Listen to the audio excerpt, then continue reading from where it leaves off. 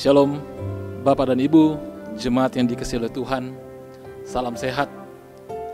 Kita berjumpa lagi dalam renungan Kalimbuang Boba Jemaat Landraki Biring Kenaya, edisi Senin 21 September 2020. Kita bersyukur kita boleh menikmati hari baru pemberian Tuhan.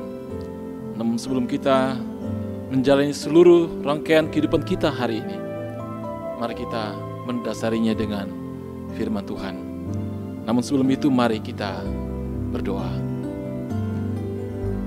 Bapa kami yang ada di sorga, terpujilah nama-Mu ya Tuhan di dalam kehidupan kami. Kami bersyukur dan berterima kasih kepadamu oleh karena hari ini kami boleh rasakan di dalam kehidupan kami. Dan dalam mendasari seluruh rangkaian kehidupan kami akan mendasarinya dengan firman kebenaran-Mu. Ya Tuhan, tolonglah kami, berikanlah kami hikmat dan pengertian untuk dapat memahami akan kebenaran firman-Mu. Dan biarlah firman-Mu ini itu boleh menjadi kekuatan di dalam hidup kami. Di dalam nama Yesus, firman yang hidup itu, kami datang berdoa. Amin. Bapak dan Ibu, jemaat yang dikasihi oleh Tuhan, firman Tuhan yang akan kita baca dan renungkan pada hari ini terambil dari Mazmur pasal yang ke-119, ayatnya yang pertama. Bahagianya orang yang hidup menurut Taurat Tuhan. Berbahagialah orang-orang yang hidupnya tidak bercela, yang hidup menurut Taurat Tuhan.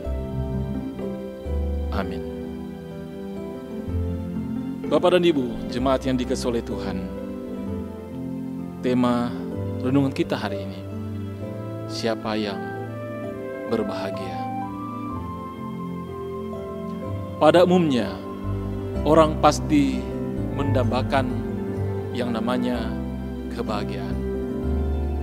Tetapi apa yang menjadi ukuran kebahagiaan itu?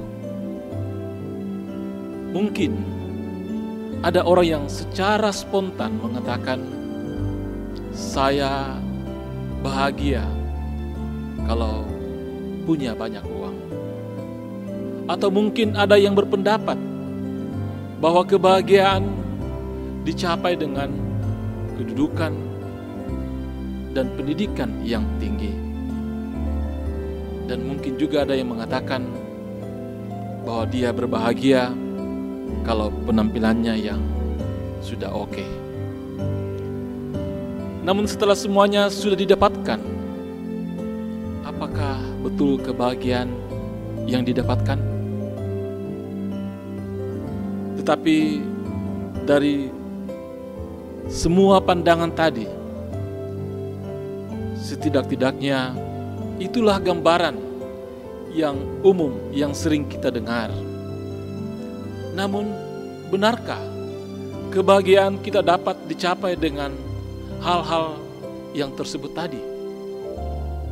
Bapak, Ibu, saudara-saudara yang dikasihi oleh Tuhan, dalam pembacaan kita hari ini, pemazmur memberikan pandangan yang berbeda tentang arti suatu kebahagiaan.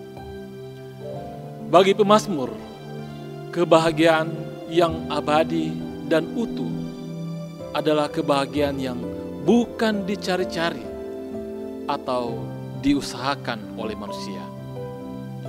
Kebahagiaan yang sejati adalah pengalaman hidup bersama Tuhan, dekat dengan Tuhan, hidup menurut Taurat Tuhan, dan memegang peringatannya. Karena mencari Tuhan dengan segenap hati itulah kebahagiaan yang sejati. Saudara-saudara yang dikasihi oleh Tuhan, kebahagiaan manakah yang selama ini kita cari? Mudah-mudahan tujuan hidup kita adalah dalam mencari kebahagiaan, bukanlah kebahagiaan yang semu, atau yang sementara sifatnya, atau yang tidak ada artinya sama sekali. Pintu untuk memasuki kebahagiaan itu adalah hanya di dalam Tuhan. Sehingga pemazmur memohon kepada Tuhan, janganlah tinggalkan aku sama sekali. Selama firman Tuhan ada di dalam hidupnya, kebahagiaan itu akan tetap ada juga. Tindakan untuk hidup dalam kebahagiaan itu adalah melakukan, memegang, dan mencintai firman Tuhan. Kebahagiaan yang abadi dan sejati hanya ada di dalam Tuhan. Hal inilah yang dapat juga kita lihat melalui khotbah di bukit, yang mana ketika Yesus menyatakan ucapan bahagia dalam Matius 5 ayat yang pertama sampai ayat yang ke-12, bahwa kebahagiaan itu bukan karena sesuatu yang lahiriah, tetapi kebahagiaan itu adalah milik dari orang yang membuka dirinya untuk menghidupi dan merindukan firman Tuhan. Berbahagialah orang yang mendengar firman Allah serta senantiasa memeliharanya. Saudara-saudaraku, apakah kita mau berbahagia? Dekatlah dengan Tuhan. Amin.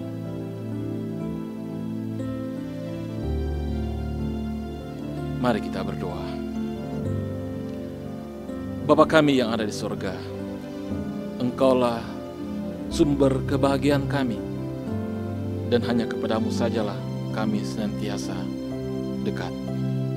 Terima kasih untuk firman-Mu. Biarlah itu boleh menjadi bagian di dalam hidup kami, di dalam menjalani hidup karunia-Mu. Tuhan, pimpin kami semua dalam menjalani kehidupan kami. Jauhkan kami dari segala mara bahaya, pencobaan, bahkan maut sekalipun Tuhan yang mau mengganggu kami.